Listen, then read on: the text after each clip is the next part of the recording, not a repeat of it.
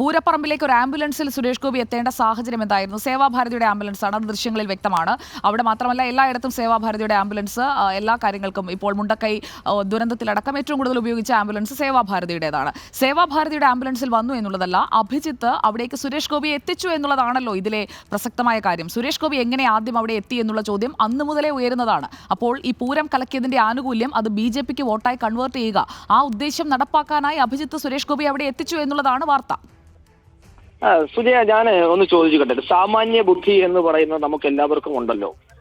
ഈ നിങ്ങൾ പറയുന്ന ആ ഒരു നറേറ്റീവ് ഉണ്ടല്ലോ, നിങ്ങൾ ക്രിയേറ്റ് ചെയ്യാൻ പോകുന്ന ഒരു പ്ലോട്ട് ഉണ്ടല്ലോ, അത് ഞാൻ വാദത്തിന് വേണ്ടി ഇപ്പോൾ അംഗീകരിച്ചാൽ അല്ലല്ല, പ്ലോട്ടൊന്നും ഇവിടെ ആരും ക്രിയേറ്റ് ചെയ്യുന്നില്ല. പ്ലോട്ടൊന്നും ഇവിടെ ആരും ക്രിയേറ്റ് ചെയ്യുന്നില്ല. ഞങ്ങളുടെ റിപ്പോർട്ടർ എന്താണോ പറഞ്ഞത് ആ വാർത്തയാണ് പ്രേക്ഷകരിലേക്ക് എത്തിച്ചത്.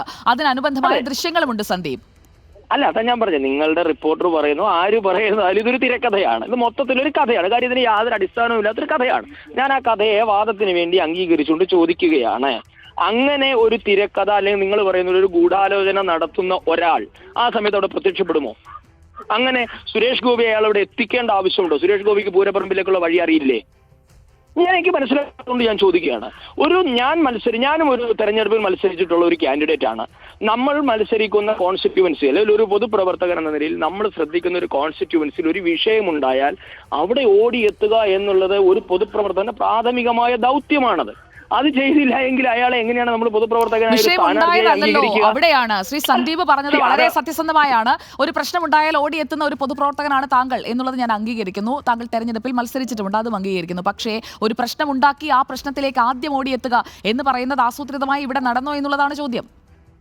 അത് സുജയ, ഉണ്ടാക്കി എന്നുള്ളത് നിങ്ങളുടെ നറേറ്റീവ് അല്ലേ? എന്റെ നറേറ്റീവ് അല്ല. PV അൻവർ MLA, പ്രതിപക്ഷം, അതോടൊപ്പം തന്നെ CPI എല്ലാവരും പറയുന്നതാണ്. PV അൻവർ മാത്രമല്ലല്ലോ, പ്രതിപക്ഷം CPI അവിടെ മത്സരിച്ച സ്ഥാനാർത്ഥിയായ VS സുനിൽകുമാർ അടക്കം പറയുന്ന കാര്യമല്ലേ, പൂരം കലക്കി, അതിന്റെ ഗുണം BJPക്ക് കിട്ടി. അത് റിപ്പോർട്ടർ ഉണ്ടാക്കുന്ന VS രഞ്ജിത്ത് ഉണ്ടാക്കുന്ന ഒരു പ്ലോട്ട് അല്ലല്ലോ. ഞാൻ പറഞ്ഞില്ല, ഈ പ്ലോട്ട് എന്ന് ഉദ്ദേശിച്ചത് റിപ്പോർട്ടർ TV ഉണ്ടാക്കിയെന്ന അർത്ഥത്തിലല്ല. ഇന്ന് കേരളത്തിലെ CPIയും പ്രതിപക്ഷവും അവർ പറയുന്നത് ഏറ്റുപാടുന്ന മാധ്യമങ്ങൾ അടക്കമുള്ള ഒരു പ്ലോട്ടിനെ പറ്റിയാണ് ഞാൻ സംസാരിച്ചത്. അങ്ങനെ ഞാൻ ചോദിക്കുന്നു, ഇതൊക്കെ രാഷ്ട്രീയമായ ആരോപണം എന്നതിനപ്പുറത്തേക്ക് എന്ത് റെലവൻസ് ആണുള്ളത്? അതാ എന്റെ ചോദ്യം. ഇത് തെളിയിക്കപ്പെട്ടിട്ടുണ്ടോ? നമ്മൾ പറയുന്നത് അന്വേഷിക്കട്ടെ. അപ്പോഴും അതാ ഞാൻ പറയാം, അപ്പൊ പൂരം കലക്കി എന്നുള്ളത് യാഥാർത്ഥ്യം, അത് ആരെ എന്ന് പറയണം. അത് നിങ്ങൾ ആരോപണം എന്നുള്ളതിൽ BJPയുടെ തലയിലേക്ക് കെട്ടിവെക്കേണ്ടതില്ല.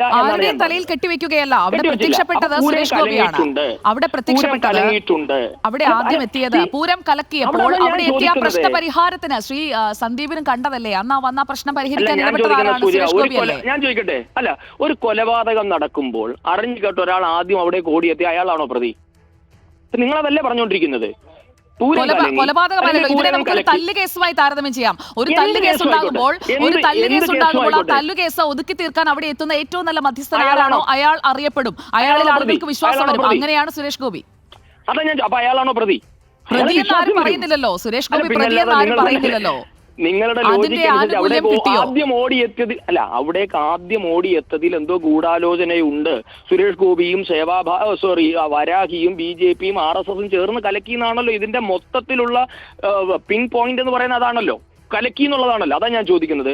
ഒരു പൂരപ്പറമ്പിലോ ഇനി കേരളത്തിൽ എവിടെയുമായോടെ ഒരു ഇഷ്യൂ ഉണ്ടാകുമ്പോൾ അറിഞ്ഞ ആദ്യം അവിടെ ഓടി എത്തുന്ന ആളെ പ്രതിയാക്കുകയാണ് നിങ്ങൾ. അയാളാണ് പ്രതി എന്നല്ലേ നിങ്ങൾ ഈ പറഞ്ഞത്? ശരിയാവുക അല്ല, അങ്ങനെ വ്യാഖ്യാനിക്കേണ്ടതില്ല.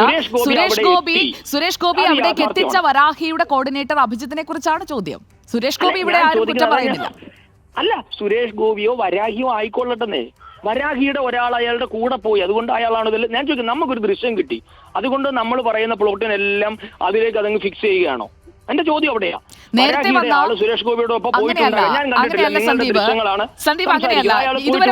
ഇതുവരെ വന്ന പുറത്തു വന്ന ആരോപണങ്ങൾ, ADGPയുമായുള്ള കൂടിക്കാഴ്ച, അതിനുശേഷം ഈ പൂരം കലങ്ങുന്ന സാഹചര്യം, അത് കഴിഞ്ഞിട്ട് അതിന് BJP അവിടെ ആദ്യമായിട്ടൊരു അക്കൗണ്ട് തുറക്കുകയാണ്. ലോക്സഭയിലേക്ക് വലിയ വിജയമാണ് സുരേഷ് ഗോപി സ്വന്തമാക്കിയത്. അത് ആ നാട്ടിലെ ജനങ്ങളെല്ലാം വോട്ട് ചെയ്തത് കൊണ്ടാണ്, അല്ലാതെ ADGP വിചാരിച്ചിട്ടൊന്നുമല്ല. അങ്ങനെ ആരും പറയുന്നുമില്ല. പക്ഷേ ഇവിടെ ഇങ്ങനെ ഒരു അനുകൂല സാഹചര്യം കൂടി അവിടെ ഉണ്ടായി. ആ ഉണ്ടായതിന്റെ ആനുകൂല്യം BJPക്ക് കിട്ടി എന്നുള്ളത് പ്രതിപക്ഷമടക്കം പറയുന്നു, ജനങ്ങൾ ചർച്ച ചെയ്യുന്നു. അതൊരു ചർച്ചാ വിഷയമാണ്, അത് താങ്കൾക്കും അറിയാമല്ലോ. അതിലേക്ക് ചേർന്ന് നിൽക്കുന്ന, നമ്മളൊരു പസിൽ പോലെയാണ്, ഒരു പസിലിലേക്ക് ചേർന്ന് നിൽക്കുന്ന ഒരു കഷണം പോലെയാണ് ഈ ദൃശ്യം ഇപ്പോൾ വന്നു നിൽക്കുന്നത്. സന്ദീപ്, അത്രേ ഉള്ളൂ. അല്ല, അതാ ഞാൻ പറഞ്ഞത്, ഈ ജനങ്ങൾ വോട്ട് ചെയ്തു എന്നതാണ് യാഥാർത്ഥ്യം. ഇപ്പോൾ സുജയ പറഞ്ഞാൽ കൃത്യം. അതിനകത്ത് പല ഇൻഗ്രീഡിയൻസും ഉണ്ടാകുമെന്ന്. ഒരു തെരഞ്ഞെടുപ്പ് വിജയിക്കുന്നത് ഏത് ഘടകം കൊണ്ടാണെന്ന് ആർക്കെങ്കിലും പറയാൻ പറ്റും? പല ഘടകങ്ങൾ ഉണ്ടാകാം. അതിൽ തൃശ്ശൂർ പൂരം കലങ്ങിയതുമായി ബന്ധപ്പെട്ട് സുരേഷ് ഗോപിയുടെ ഇടപെടൽ അംഗീകരിച്ച ആൾക്കാരും ഉണ്ടാകാം, അവരും വോട്ട് ചെയ്തിട്ടുണ്ടാകാം. അതുകൊണ്ട് സുരേഷ് ഗോപിയാണ് പൂരം കലക്കിയത് എന്ന വളരെ കൃത്യമായ ലളിതമായ യുക്തിയിലേക്ക് നമ്മൾ എത്തിച്ചേരുന്നതിനകത്ത് അപ്രായോഗികതയാണ് ഞാൻ ചൂണ്ടിക്കാട്ടിയത്. അവിടെ ഉണ്ടാകാം. ഞാൻ ചോദിക്കുന്നത് എന്തുകൊണ്ട് കെ മുരളീധരൻ അവിടെ എത്തിയില്ല? ഈ പറയുന്ന കെ മുരളീധരൻ അന്ന് എപ്പോഴാണ്? പിറ്റേത് രാവിലെ 11 മണിക്കാണ് എത്തിയത്. കെ മുരളീധരൻ എവിടെ പോയിരുന്നു? വി എസ് സുനിൽകുമാർ എന്തുകൊണ്ട് എത്തിയില്ല? ഞാൻ ചോദിക്കുന്നത് പൂരം കലങ്ങി, നിങ്ങൾ പറയുന്ന ലോജിക്കിനെ ഞാൻ വീണ്ടും അംഗീകരിക്കുകയാണ്. പൂരം കലക്കി, ശരി, പൂരം കലങ്ങിയ സമയത്ത് ബാക്കി 2 കാൻഡിഡേറ്റ്സ് എവിടെ പോയിരുന്നു?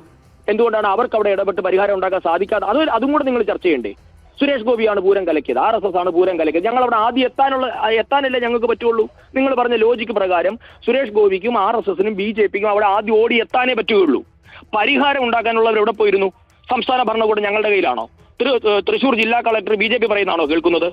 അവിടുത്തെ ജില്ലയിൽ നിന്നുള്ള MP ആയിരുന്ന റവന്യൂ മന്ത്രി രാജൻ എവിടെ പോയിരുന്നു? അവിടെ ഉണ്ടായിരുന്ന സുരേഷ് ഗോപി എത്തി. എല്ലാവരും എത്തുന്നതിന് മുമ്പ് സുരേഷ് ഗോപി എത്തി. അതേ നമ്മൾ പറയുന്നുള്ളൂ. ആ എത്തുന്ന ദൃശ്യങ്ങളാണിത്. സുരേഷ് ഗോപി പൂരപ്പറമ്പിൽ ഒരു സേവാഭാരതിയുടെ ആംബുലൻസിലെത്തി. ആ എത്തിച്ചതിൽ ആസൂത്രണമുണ്ട്. ശ്രീ സന്ദീപ് എത്ര തർക്കിച്ചാലും ഞാൻ സന്ദീപ് ഏറ്റവും ബഹുമാനത്തോടെയാണ് പറയുന്നത്. സന്ദീപേ, അതായത് ഇവിടെ ഈ പൂരപ്പറമ്പിലേക്ക് സേവാഭാരതിയുടെ ആംബുലൻസിൽ സുരേഷ് ഗോപിയെ വിളിച്ചുണർത്തി എത്തിക്കുകയായിരുന്നു എന്ന് അദ്ദേഹം തന്നെ പറഞ്ഞ കാര്യമാണ്. അദ്ദേഹം അത് പൊതുമധ്യത്തിൽ സമ്മതിച്ച കാര്യമാണ്. ആ വിളിച്ചുണർത്തി എത്തിച്ചത് അഭിജിത്താണ്.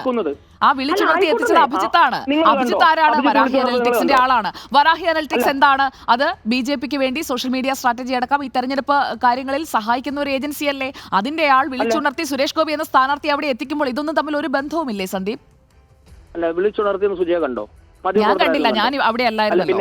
അല്ല, പിന്നെ കണ്ടു എന്നങ്ങനെ പറഞ്ഞു. അഭിജിത്ത് വിളിച്ചുണർത്തി നിങ്ങളുടെ ആര് പറഞ്ഞു? അല്ല, തന്നെ വിളിച്ചുണർത്തി അവിടെ എത്തിക്കുകയായിരുന്നു എന്ന് സുരേഷ് ഗോപി പറഞ്ഞത് പൊതുമധ്യത്തിലുള്ളതാണ്. ഒരു പൊതുപ്രവർത്തകന് പല മേഖലകളിൽ ഞങ്ങളുടെ പ്രവർത്തകർ പലരെയും വിളിച്ചവിടെ എത്തിക്കും. ഞങ്ങൾ ഒരു പ്രശ്നം ഉണ്ടാകുന്നത് കാണുമ്പോൾ സുരേഷ് ഗോപി അവിടെ വരണ്ടാന്ന് ഞങ്ങൾ പറയണോ? ഞാൻ ഇവിടുത്തെ CPM-കാരും CPI-കാരും കോൺഗ്രസ്സുകാരും എവിടെ പോയി? തൃശ്ശൂർ പൂരത്തിന് വരുന്നവർ മുഴുവൻ BJP-കാരാണോ? അവിടെ ഒരു പൂരം കലങ്ങി എന്ന് പറയുമ്പോൾ എന്താണ്? ഇവർക്കാർക്കും ടെലിഫോൺ ഇല്ലേ? സുനിൽകുമാറിനെ വിളിച്ചാൽ കിട്ടില്ലേ? കെ മുരളീധരനെ വിളിച്ചാൽ കിട്ടില്ലേ? കിട്ടാത്ത ഞങ്ങളുടെ കുഴപ്പമാ? കെ മുരളീധരനും സുനിൽകുമാറും ഹോട്ടലിൽ പോയി മാണ്ട് കിടന്ന് ഉറങ്ങിയത് ഞങ്ങളുടെ കുഴപ്പം കൊണ്ടായിരുന്നോ? പ്രവർത്തകർ വിളിക്കുമ്പോൾ എഴുന്നേറ്റ് പോയി അവിടെ ചെല്ലണമെന്നേ. സുരേഷ് ഗോപിയെ വിളിച്ചു, അയാളെ ഫോണിൽ കിട്ടി, അയാൾ അവിടെ എത്തി. എന്തുകൊണ്ടാണ് കെ മുരളീധരൻ പോകാതിരുന്നത്? ഞാനതാ ചോദിച്ചത്.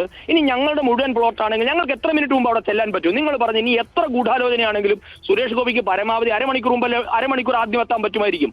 പിന്നെ ഒരു അരമണിക്കൂർ മതിയല്ലോ ഈ പറഞ്ഞ നേതാക്കന്മാർക്കെല്ലാം അറിഞ്ഞു കേട്ട് അവിടെ ചെല്ലാൻ. സുരേഷ് ഗോപി അവിടെ ചെന്നതിന് ശേഷം കെ മുരളീധരൻ എപ്പോഴാണ് വന്നത് നിങ്ങൾ തിരക്കിയോ സുജയ? അങ്ങനെ ഞാൻ പറയുന്നു, കെ മുരളീധരനാണ് ഇത് കലക്കിയത്. കാരണം കെ മുരളീധരൻ അവിടെ എത്തുന്നത് പിറ്റേന്ന് രാവിലെ 11 മണിക്കാ. തിരക്ക് നോക്ക്, നിങ്ങളുടെ റിപ്പോർട്ടോട് ചോദിച്ചു നോക്ക്. തൃശ്ശൂർ റിപ്പോർട്ടോട് ചോദിച്ചാൽ കെ മുരളീധരൻ എപ്പോഴാണ് പൂരപ്പറമ്പിൽ എത്തിയതെന്ന്. തൃശ്ശൂരിൽ മത്സരിക്കുന്ന ഒരു സ്ഥാനാർത്ഥി തൃശ്ശൂർ പൂരം കലങ്ങിയെന്ന് അറിഞ്ഞിട്ട് പിറ്റേന്ന് രാവിലെയാണ് അവിടെ എത്തുക. എന്താ സുരേഷ് ഗോപി BJPയും കെ മുരളീധരനെ കാല് കെട്ടിയിട്ടിരുന്നോ? PS സുനിൽകുമാർ എത്തുന്നത് സുരേഷ് ഗോപി ചെന്നതിന് 3 മണിക്കൂറിന് ശേഷമാണ്. വെളുപ്പിനാണ് ചെല്ലുന്നത്. സുരേഷ് ഗോപി വെളുപ്പിനെ 1-നോ 2-നോ ചെല്ലുമ്പോൾ PS സുനിൽകുമാർ അവിടെ എത്തുന്നത് 5 മണിക്കോ 6 മണിക്കോ ആണ്. എവിടെ പോയിരുന്നു? ഞങ്ങൾ കാര്യം കൈയും കെട്ടിയിട്ടിരുന്നു സുനിൽകുമാറിന്റെ? അതോ തൃശ്ശൂരിലെ CPI നേതാക്കന്മാർക്കോ CPIയുടെ പ്രവർത്തകന്മാർക്കോ സുനിൽകുമാറിന്റെ ഫോൺ നമ്പർ അറിയില്ലായിരുന്നോ? ഞങ്ങൾക്ക് ചെല്ലാൻ പറ്റുന്നത് പരമാവധി വേഗത്തിൽ ഞങ്ങൾ അവിടെ എത്തി. എന്തുകൊണ്ട് നിങ്ങൾ വന്നില്ല? നിങ്ങൾ അതല്ല. അപ്പൊ എത്തിയവനാണ്, എത്താത്തവർക്ക് ഒരു കുറ്റവുമില്ല. എത്തിപ്പോയി എന്നുള്ളതാണ് കുറ്റം. എത്താത്തതും എത്തിയതുമല്ലല്ലോ. അവിടെ ഒരു തെരഞ്ഞെടുപ്പ് നടക്കുന്നു എന്നുള്ളതാണല്ലോ പ്രധാനം. അവിടെ ഒരു തെരഞ്ഞെടുപ്പ് നടക്കുമ്പോൾ അവിടെ തൃശ്ശൂർ എടുക്കണമെന്ന് താല്പര്യം ആർക്കാണ്? കെ മുരളീധരനേക്കാളും VS സുനിൽകുമാറിനേക്കാളും അന്ന് താല്പര്യം ആർക്കായിരുന്നു? അത് BJPക്കല്ലേ? അപ്പോൾ അവർ ഓരോ അവസരവും നോക്കിയിരിക്കില്ലേ? അതാണ് പ്രതിപക്ഷം ചോദിക്കുന്നത്. അത് സുജയ സമ്മതിച്ചത് കഴിയോ? അപ്പൊ അവർക്കാർക്കും താല്പര്യമില്ലായിരുന്നു, സമ്മതിച്ചല്ലോ. ആ താല്പര്യം ഞങ്ങൾക്കുണ്ടായിരുന്നു. അപ്പൊ തൃശ്ശൂർ എടുക്കാൻ താല്പര്യം ഞങ്ങൾക്കായിരുന്നു. കോൺഗ്രസിന് CPIക്ക് ഇല്ലെന്നല്ലേ ഇപ്പൊ സുജയ പറഞ്ഞത്. അതിനെ ശരി സന്ദീപ്, നമുക്ക് കെ മുരളീധരന്റെ പ്രതികരണം ഈ വിഷയത്തിൽ വേണം. താങ്കൾ ഇത്രയും കെ മുരളീധരൻ എന്തുകൊണ്ട് വൈകി എന്ന ചോദ്യം കൂടി ഉന്നയിച്ചത് നമ്മുടെ റിപ്പോർട്ടർ തീർച്ചയായും അത് കെ മുരളീധരനോട് ചോദിക്കും. താങ്കൾ അതുകൂടി ഒന്ന് കേൾക്കണം.